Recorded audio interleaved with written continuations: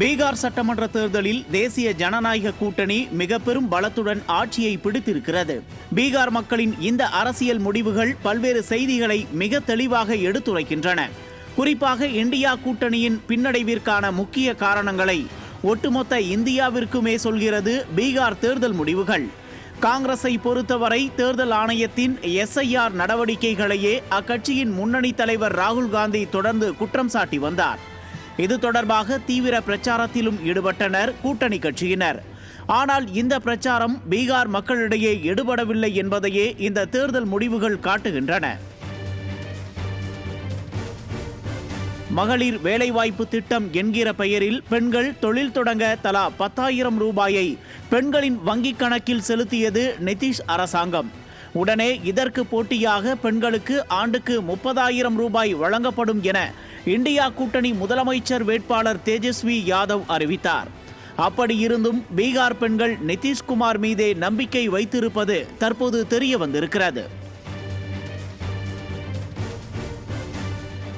எத்தனையோ பகீரத பிரயத்தனங்களை ஏற்படுத்தியும் பீகார் சட்டப்பேரவை தேர்தல் முடிவுகள் மகா கட்பந்தன் இந்தியா கூட்டணிக்கு அதிர்ச்சியை ஏற்படுத்தி இருக்கிறது. இதற்கு பல்வேறு காரணங்கள் முன்வைக்கப்படுகின்றன. தேர்தலுக்கு முன்பு தொகுதி பங்கீடு பேச்சுவார்த்தையில் காங்கிரஸ் கட்சி மிகவும் கரார் காட்டியது முதல் தேஜஸ்வி உடனான உரசல் வரை பல காரணங்களை அடுக்குகிறார்கள் அரசியல் நோக்கர்கள். கடந்த முறை காங்கிரசுக்கு 70 தொகுதிகள் ஒதுக்கிய நிலையில் 19 தொகுதிகளில் மட்டுமே வெற்றி பெற்றது. எனவே இந்த முறை காங்கிரசுக்கு 55 தொகுதிகள் மட்டுமே ஒதுக்க காங்கிரஸ் கட்சி 70 தொகுதிகளை ஒதுக்கியே ஆக வேண்டும் என பிடிவாதம் காட்டியது. அதோடு நின்றுவிடாமல் ராஷ்டிரிய ஜனதா தளம் கட்சி போட்டியிடும் பல தொகுதிகளிலும் காங்கிரஸ் போட்டிக்கு தனது வேட்பாளரை நிறுத்தியது. மேலும் இந்தியா கூட்டணியின் முதல்வர் வேட்பாளராக தேஜஸ்வியை முதல்வர் வேட்பாளராக ஒப்புக்கொள்ள தொடர்ந்து மறுப்பு தெரிவித்து வந்தது காங்கிரஸ். அதன் பின்னர் நடத்தப்பட்ட தொடர் பேச்சுவார்த்தையில்தான் காங்கிரஸ் இறங்கி வந்தது. அப்போதும் தேஜஸ்வியை முதல்வர் வேட்பாளராக அறிவித்த கூட்டத்தில் கூட்டணியில் இருக்கின்ற அனைத்து கட்சிகளின் தலைவர்களும் கலந்து கொண்ட போதும் ராகுல் காந்தி அதில் கலந்து கொள்ளவில்லை.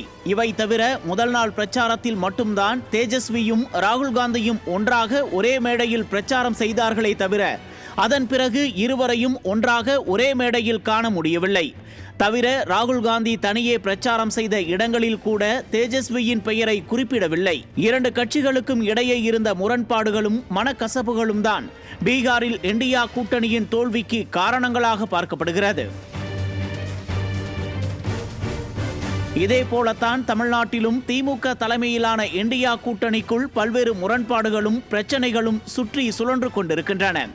ஆனால் அதையெல்லாம் வெளியே காட்டிவிடக் கூடாது என்று மூடி மறைத்துக் கொண்டிருக்கிறது இந்த திமுக. ஆக பீகாரில் இந்தியா கூட்டணி காலியானதற்கு காரணம் என்ன?